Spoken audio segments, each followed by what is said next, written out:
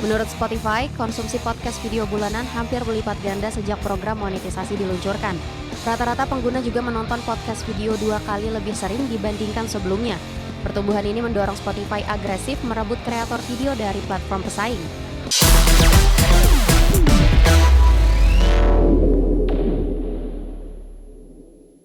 Spotify memperluas program monetisasi bagi kreator konten sekaligus meluncurkan alat baru untuk podcaster video. Langkah ini dilakukan untuk memperkuat persaingan dengan YouTube dan Netflix di pasar konten digital.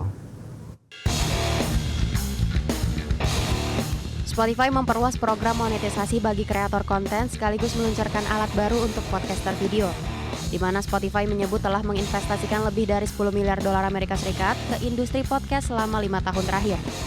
Kini ambang batas kreator untuk bergabung dalam program monetisasi diturunkan agar lebih inklusif.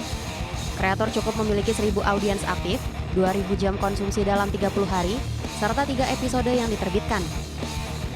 Menurut Spotify, konsumsi podcast video bulanan hampir berlipat ganda sejak program monetisasi diluncurkan. Rata-rata pengguna juga menonton podcast video 2 kali lebih sering dibandingkan sebelumnya. Pertumbuhan ini mendorong Spotify agresif merebut kreator video dari platform pesaing. Adapun Spotify akan meluncurkan alat manajemen sponsor baru pada April 2026. Kreator juga dapat memonetisasi podcast video langsung dari platform pihak ketiga seperti Acast dan Libsyn. Selain itu, Spotify memperkenalkan Sycamore Studios untuk membantu kreator menekan biaya produksi. Berbagai sumber, IDX Channel. Raksasa elektronik Korea Selatan Samsung Electronics mencatat kenaikan pendapatan 23% menjadi 93 triliun won di sepanjang kuartal 4 2025. Dari kenaikan tersebut, laba operasional Samsung melonjak signifikan hingga 208% menjadi 20 triliun won.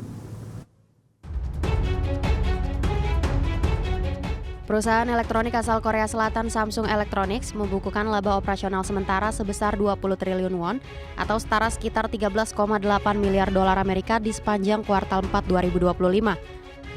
Capaian tersebut meningkat 208% dibanding periode yang sama di tahun 2024. Perolehan laba operasional Samsung di kuartal 4 2025 itu juga melampaui rata-rata estimasi analis yang sebesar 17,8 triliun won.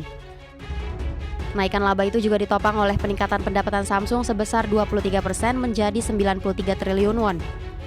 Namun demikian, manajemen Samsung menyatakan laporan keuangan yang komprehensif akan terbit pada akhir bulan ini, termasuk laba bersih dan kinerja dari masing-masing divisi.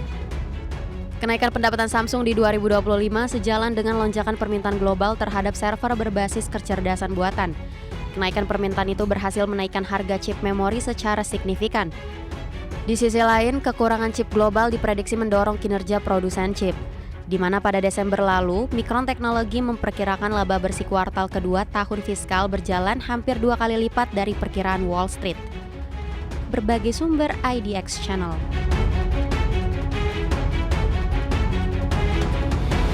Pemirsa, pemerintah China memperketat pengawasan sektor perdagangan digital dengan menerbitkan aturan baru untuk e-commerce berbasis siaran langsung. Kebijakan ini bertujuan menjaga ketertiban pasar dan memperkuat perlindungan konsumen.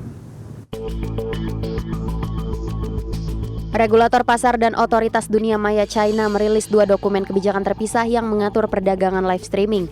Operator siaran langsung dan tenaga pemasaran dilarang melakukan iklan palsu, pencemaran nama baik komersial, serta penjualan produk dan jasa ilegal. Pemerintah juga menetapkan kewajiban perilaku yang lebih tegas bagi pelaku e-commerce. Aturan terpisah untuk platform perdagangan online menekankan larangan praktik bisnis yang merugikan pelaku usaha dan konsumen. Platform tidak boleh mengenakan biaya atau pembatasan yang tidak wajar, melakukan diskriminasi harga berbasis data, membatasi hak konsumen, maupun mengubah ketentuan keanggotaan secara sepihak. Adapun untuk memastikan implementasi berjalan efektif, otoritas pasar dan dunia maya akan memperkuat koordinasi lintas lembaga melalui mekanisme berbagai informasi. Platform digital didorong melakukan penilaian mandiri serta merilis laporan kepatuhan secara berkala. Langkah ini menegaskan komitmen China menciptakan ekosistem ekonomi digital yang lebih tertib dan kompetitif. Berbagai sumber, IDX Channel.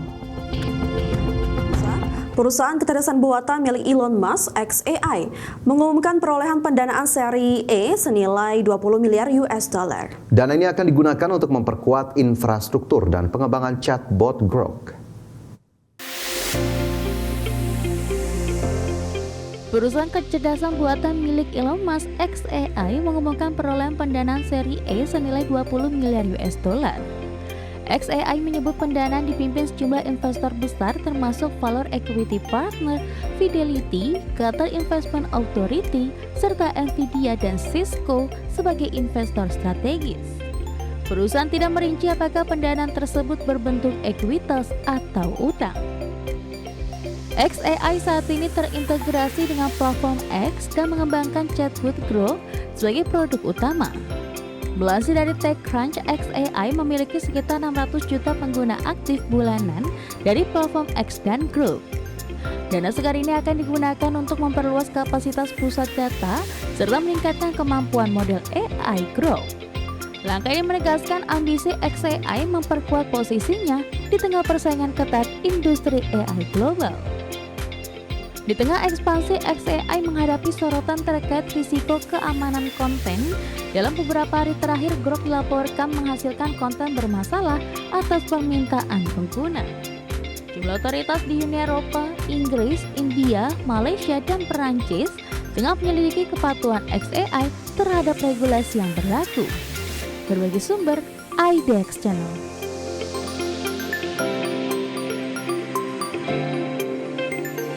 Pemirsa, Warner Bros. Discovery kembali menolak tawaran pengambil alihan dari Paramount dan meminta pemegang saham tetap mendukung kesepakatan dengan Netflix. Ya, manajemen menilai tawaran Netflix menawarkan kepastian dan nilai yang lebih baik. Warner Bros. Discovery kembali menolak tawaran pengambil alihan dari Paramount dan meminta pemegang saham tetap mendukung kesepakatan dengan Netflix. Dewan Direksi Warner menegaskan tawaran Paramount senilai 77,9 US dollar tidak sejalan dengan kepentingan perusahaan dan pemegang saham. Tawaran tersebut dinilai syarat pembiayaan utang dan beresiko tinggi jika transaksi gagal diselesaikan. Warner juga menilai minimnya perlindungan bagi pemegang saham dalam skema yang ditawarkan oleh Paramount. Sebaliknya, kesepakatan dengan Netflix senilai 72 miliar US dollar dinilai memberikan nilai yang lebih unggul dengan tingkat kepastian yang lebih tinggi. Akuisisi Netflix hanya mencakup bisnis studio dan streaming Warner termasuk HBO Max. Sementara unit berita dan jaringan kabel akan dipisahkan menjadi perusahaan tersendiri. Adapun Warner menyoroti potensi pengawasan anti monopoli yang ketat jika bergabung dengan Paramount. Proses penggabungan diperkirakan memakan waktu panjang dan beresiko diblokir regulator Amerika Serikat maupun internasional. Faktor politik di bawah Presiden Donald Trump juga dinilai berpotensi mempengaruhi proses transaksi. Berbagai sumber, IDX Channel.